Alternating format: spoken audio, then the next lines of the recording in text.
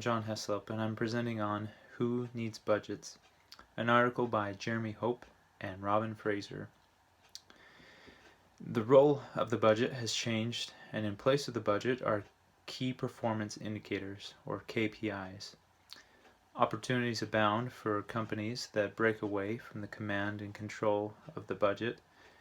Although budgets have led to many companies having profits in the past, it takes an adaptive culture in today's world to keep up with the rest of the advancing technology and companies.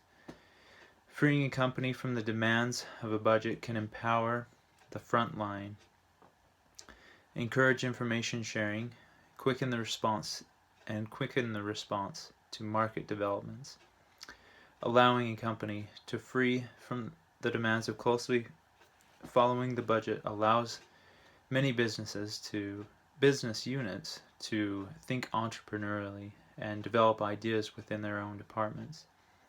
Instead of focusing so much on what is going on compared to the budget, it is critical that a company gets out and learns what the competition is doing. Breaking free from the budget vice. There are many industries that are breaking free from the demanding use of the budget, setting eyes on the long-term goals instead of the annual targets, allow for better time management. The focus is turned to the key performance indicators, which the company itself chooses, and external results allow the companies to benchmark against themselves and the industry in which they work. Key performance indicators can vary depending on where one works within the company. Toward the top of the organization, it is focused more on the financial, where on the front line it is focused more on the operations. The growth of the budget problem throughout history is noted beginning in the 1920s, where this thought of the budget emerged, and it was used for helping to manage the cash flows in large industrial organizations.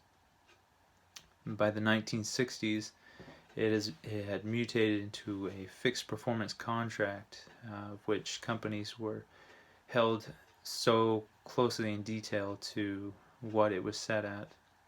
The 1970s, it was relying on financial targets and incentives for performance improvement. In the 1980s and 1990s, the budget stifled innovation, slowing responses for the growing economy at that time.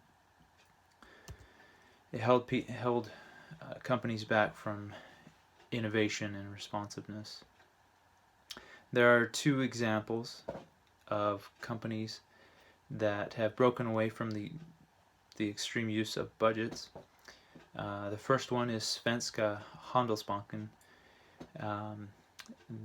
Svenska is a bank in the Scandinavian countries and has